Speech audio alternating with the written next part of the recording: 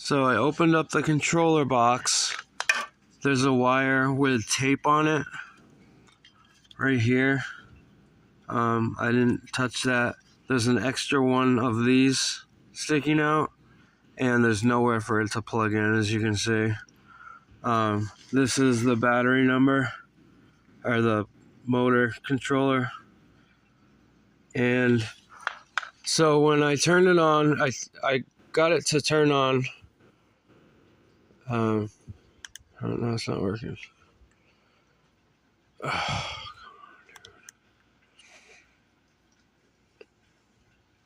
Well, it won't turn on now. When I give it power, when it turns on, if I hold the bike back at all, it just shuts right off, so it won't take me anywhere with me on it.